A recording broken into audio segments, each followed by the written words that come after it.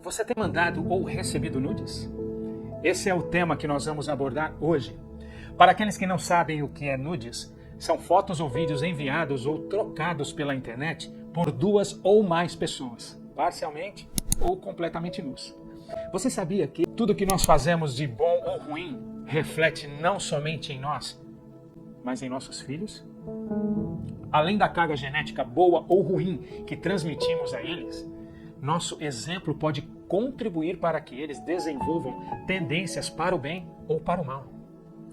Afinal de contas, que mal faz dar apenas uma espiadinha? Abra sua Bíblia no livro de Gênesis, no capítulo 2 e no versículo 25, e eu gostaria de ler com você o que diz a palavra de Deus. O homem e a sua mulher viviam nus e não sentiam vergonha.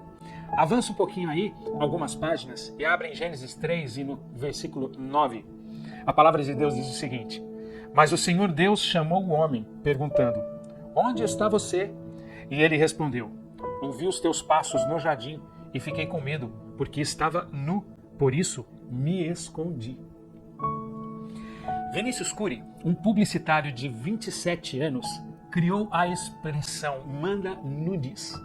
Além de criar essa expressão, ele criou também uma página Tumblr com milhões de visualizações e muitas pessoas curtiram essa página porque se identificaram com esse assunto do nudes. A origem real do nudes aconteceu lá no Jardim do Éden, porque foi logo depois da entrada do pecado neste mundo, nesse nosso planeta, que se originou a contemplação da nudez. O texto diz que o homem e a mulher não sentiam vergonha um do outro. Você sabia que nós fomos puros e inocentes um dia? Naquele dia no Éden, perdeu-se a pureza da humanidade nas pessoas de Adão e Eva. Uma das primeiras tendências para o pecado foi olhar um para o outro e contemplar a nudez um do outro. Por causa disso, para Deus, daquele momento em diante, a nudez só poderia ser vista dentro do casamento. Porque a nudez faz parte do sexo. E sexo e casamento para Deus é uma coisa só. Deus não consegue separar a palavra sexo da palavra casamento. E Ele pode falar isso porque Ele é o Criador. Tem muita gente inteligente querendo discutir com Deus sobre o uso do sexo. Seria a mesma coisa que estar na frente, por exemplo, de Steve Jobs, o criador da Apple, e questionar as funções do iPhone. Ele é o Criador. Meu amigo, no manual de Deus está escrito assim: sexo, use no casamento. A nudez para Deus é dentro do casamento. A Bíblia nos conta, por exemplo, a história do filho de Noé, que se chamava Cão, que viu seu pai nu e Deus o condenou por ver a nudez do pai. Deus não quer ninguém nu a não ser no ato sexual e dentro do casamento. Deus destruiu duas cidades pornográficas na Bíblia, Sodoma e Gomorra. Essas cidades eram pornográficas, todo mundo queria ver a nudez um do outro. E de onde saiu o nudes que nós conhecemos hoje? Saiu de um processo chamado pornografia progressiva. O primeiro passo desse processo é que tudo surge de um desejo legítimo. Você um dia começa a ter o desejo de ter alguém na sua vida. Você um dia quer satisfazer os seus desejos amorosos. E não tem nada errado de você, homem, começar a notar uma mulher, ou você, mulher, notar um homem para se casar. Não tem nada errado. Mas Satanás é mestre em desvirtuar uma coisa certa, legítima, e nos fazer suprir os nossos desejos de forma errada. Esses desejos geralmente acontecem quando a gente não tem dinheiro para casar. É incrível. E aí começam os pensamentos errados. Este sonho de se casar está longe de se realizar, e quando nós vamos ver, nós pulamos algumas etapas e começamos com a pornografia mental. Uma outra coisa que surge nessa época é um sentimento de baixa autoestima, dizendo: eu não sou bonito, eu não sou bonita, eu não sou interessante. Aí é mais fácil você ir para homens e mulheres da internet do que tentar arrumar alguém na vida real. Só que essa baixa autoestima que você sente no mundo real, quando você vai para a internet, ou seja, o mundo irreal, você se sente sem valor algum, ainda mais, porque a pornografia puxa para fora de você o pior. Tudo nasceu de um desejo sincero, real e legítimo, mas a sua mente começa a caminhar para um outro lado nessa primeira etapa. O segundo passo do processo da pornografia progressiva é que você começa a ver a pornografia em si, na TV, nas revistas, nos tablets, nos celulares. Isso te traz um sentimento de descoberta e euforia imediata, mas logo te deixa se sentindo culpado, envergonhado, como Adão e Eva no paraíso. Sabe o que eu acho mais incrível nessa história de Adão e Eva? Eles não fizeram sexo, mas eles ficaram envergonhados só de verem a nudez um do outro e quiseram se esconder. E talvez eles tenham se perguntado: se esconder de quê? Nós matamos alguém? Nós roubamos alguém? Não. Ninguém fez nada com ninguém? Não. Nós só nos vimos nus. Nos vimos nus. É isso que eu estou tentando te mostrar. A contemplação da nudez, a contemplação da pornografia. Pornografia vem da palavra grega porneia, que significa contemplar o nu. Quando você não resolve essa coisa dos pensamentos errados, da carência, da baixa autoestima, você entra para esse segundo estágio, que é a visualização, a contemplação da pornografia. Logo depois de ver, você é tomado pela vergonha. Logo depois da vergonha, você vai para uma outra fase.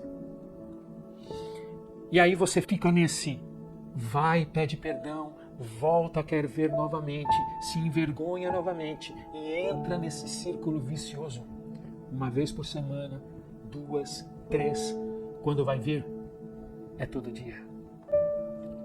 O terceiro passo do processo da pornografia progressiva é o nudes, que é isso que nós estamos falando hoje. Geralmente é aqui que entra esta parte, o nudes. E você começa a não achar suficiente o que você vê online. Você quer ter experiências mais realistas.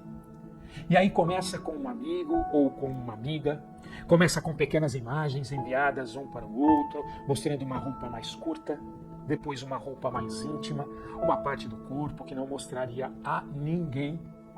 Quando vai ver, manda uma imagem ou um vídeo de corpo inteiro nu. Existe uma pesquisa no Brasil que em determinadas regiões do país, 1 a cada 3 adolescentes e jovens enviaram ou receberam nudes. A maioria usa o WhatsApp, 87%. 12% envia pelo Snapchat, porque você envia e depois de um tempo a foto ou o vídeo se apagam. Você visualiza e acabou. E o resto usa mensagens ou outros aplicativos para enviar e receber nudes.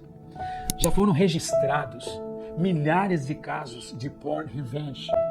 Porn revenge é quando uma pessoa recebe um nudes de alguém e ela começa a chantagear esse alguém com aquela pornografia.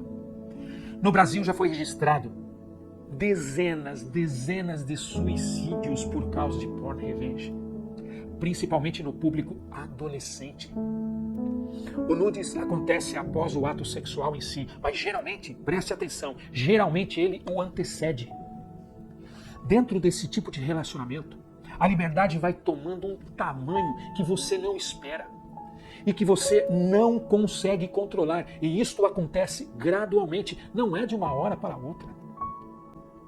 Você acha que alguém se levanta de manhã e fala assim: eu vou tirar uma foto nu hoje e vou mandar para alguém? Engano seu. Isso é lento, gradual e é um processo de intimidade. Isso não tem a ver com formação, com educação, mas tem a ver com o momento, tem a ver com Adão e Eva, que estão aí dentro de você e que ainda não foram tratados. O quarto passo do processo da pornografia progressiva é o ato sexual em si. Depois de imaginar o nudes, depois de ver a nudez online, depois de mandar e receber fotos de nudez, aí se consuma o ato sexual em si. Seja prostituição, seja adultério, seja sexo casual com estranhos, seja prática homossexual, seja sexo com crianças, animais, grupos, seja qualquer tipo de sexo. Não tem como você pensar, por exemplo, em carro, ver foto de carro, ficar perto de carro e uma hora não entrar no carro. O final disso tudo vai dar em sexo. Você quer se envolver completamente. O que se sabe é que chega uma hora que a pessoa, de tanto ver e se envolver com a pornografia, ela não aguenta mais ver e viver a pornografia. Chega uma hora que ela não quer mais ver e nem ouvir falar mais nisso. É aí, nesta fase, que a infelicidade se instala. Infelizmente, está havendo no mundo um avivamento pornográfico feminino. Os homens estão saindo da pornografia e as mulheres estão entrando nela. Vocês sabem o que é progressão? Satanás não vira para ninguém e diz: vamos virar um tarado maníaco em sexo? Não acontece da noite para o dia, é um processo de muito tempo, permitindo a mente ser invadida pela pornografia. Os olhos são as avenidas da alma. O que você está permitido entrar em sua mente através de seus olhos? É na mente onde tudo acontece. Veja a história do rei Davi. Davi chegou ao ponto que chegou porque ele não conseguiu frear o que os seus olhos viam. A Bíblia diz que ele ficou lá de cima de seu alpendre suspenso, vendo Batseba tomando banho e obviamente nua. Ele contemplou a sua nudez. Você permite entrar por seus olhos algo como a pornografia. Aquilo ativa algo em você que fica guardado aí dentro e depois de um tempo aquilo começa a ser trabalhado em você e na sua mente por Satanás. E olha onde nós chegamos. Mesmo quando você está adorando o Criador, pensamentos impuros rodeiam a sua mente. É como se você estivesse acorrentado. Sua mente viaja com estes pensamentos, deixando o Criador em segundo plano, em pleno ato de adoração. O que nós fazemos hoje, se envolvendo com a pornografia, se isso não for tratado hoje, tudo isso irá refletir em nós e em nossos filhos amanhã. E eu não digo tratamento espiritual somente não. Na base do jejum e da oração, não estou falando somente desse tipo de tratamento. Esse tratamento é importante. Eu estou falando de tratamento com profissionais, se preciso for, psicoterapeutas, psicólogos, cristãos de preferência. Vocês já ouviram falar em herança genética? Segundo um estudo genético do Departamento de Morfologia e Genética da Universidade Federal de São Paulo, todas as características boas ou ruins podem ser transmitidas aos filhos. Mas essas características se modificam ao serem herdadas, porque o ambiente vai modulando estas características significativas. E isso não se dá no campo das doenças e das características físicas somente, mas também no campo psicológico, onde, por exemplo, pais depressivos, devido à herança genética, podem desenvolver filhos com forte predisposição para serem depressivos. Pais com forte tendência para a pornografia podem desenvolver filhos com predisposição para serem pornográficos. E existe um aumento monstruoso desse índice quando a transmissão não é feita somente pelo gene, mas também pelo exemplo. E como é que a gente resolve isso, então? Salmo 51. O Salmo 51 todo mundo tem que saber de cor, porque ele é o salmo quando Davi pediu perdão. A primeira coisa para resolvermos isso é nos arrepender. E o que é arrepender? Não é aquela culpa que você sente depois. Não é aquela vergonha que você sente depois. Isso se chama remorso. Arrependimento não é você se descabelar.